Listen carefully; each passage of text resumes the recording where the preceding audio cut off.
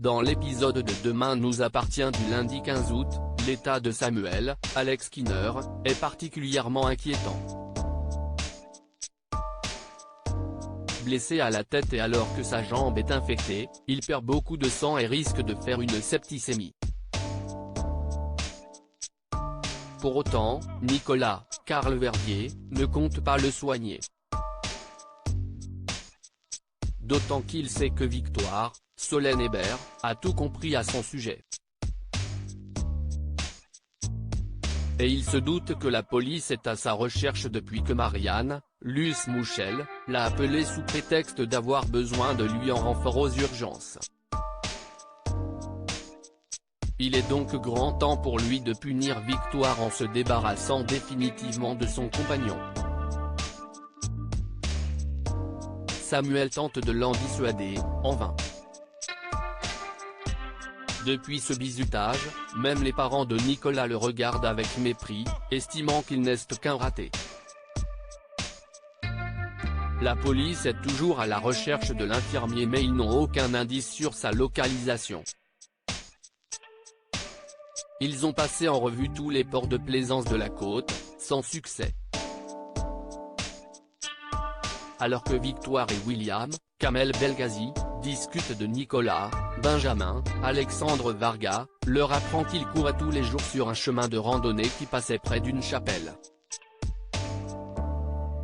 Le médecin ne se souvient plus du nom de cette chapelle mais il sait qu'elle ne se situe pas loin de l'endroit où vit Nicolas.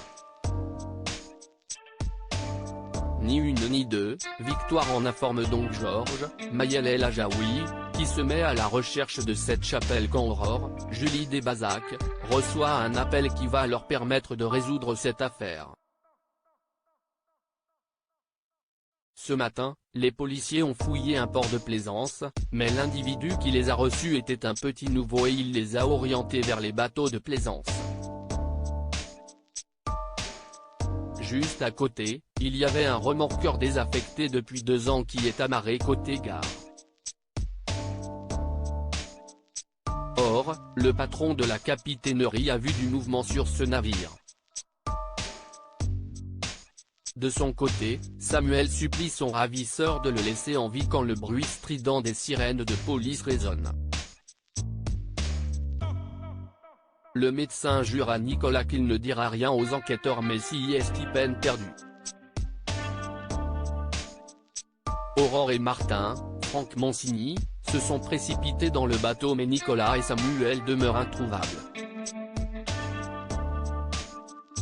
Et pour cause, le premier a jeté son otage, poings et pieds liés, par-dessus bord, avant de prendre la suite.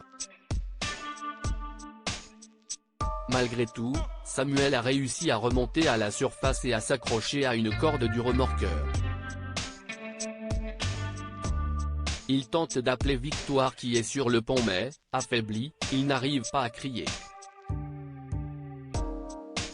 Martin, Aurore et Victoire s'apprêtent à quitter le bateau pour laisser la place à la police scientifique.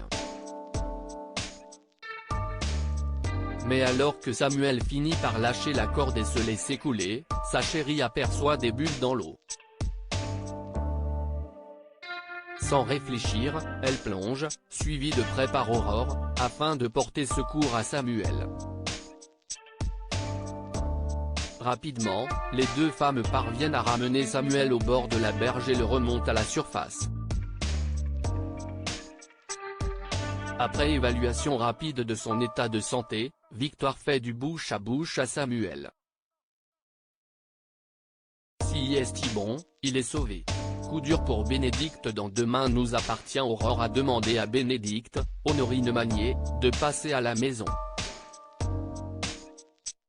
Elle doit la prévenir que Dorian, Ryan Hubé, a volé dans un magasin un parfum pour l'offrir à Camille, Elisa et Zédine, et ce, même si elle suspecte son neveu de s'être dénoncé pour protéger sa chérie.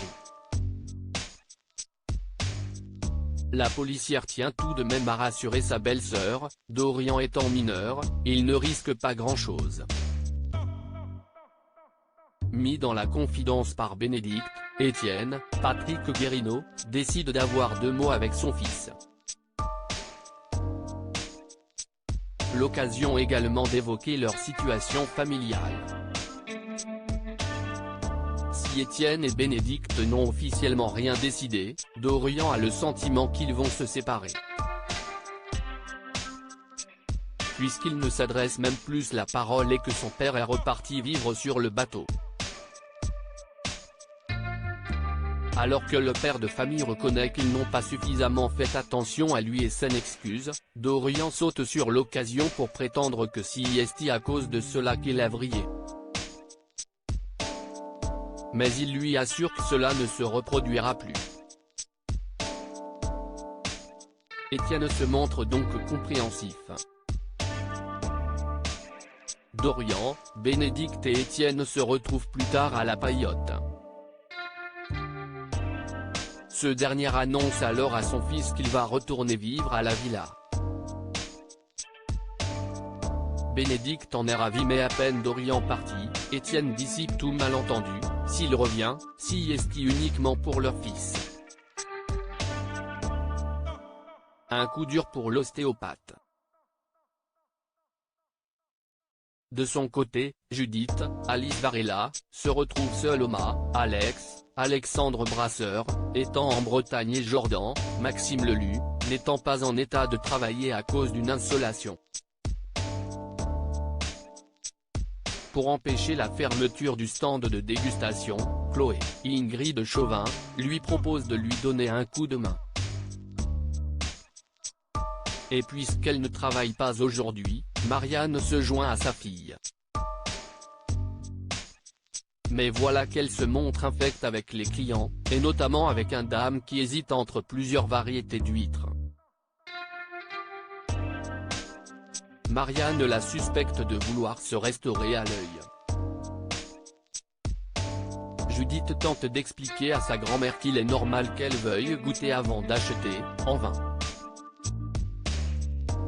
Sauf que le comportement de Marianne pourrait coûter cher au mât et à Judith. Chloé a donc une idée pour éloigner sa mère.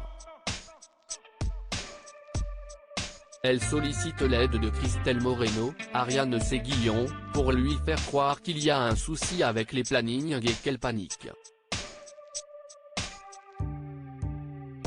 Si elle est embarrassée de laisser sa fille et sa petite-fille se débrouiller seules, Marianne n'a d'autre choix que de se rendre à l'hôpital. Ouf, le plan a fonctionné.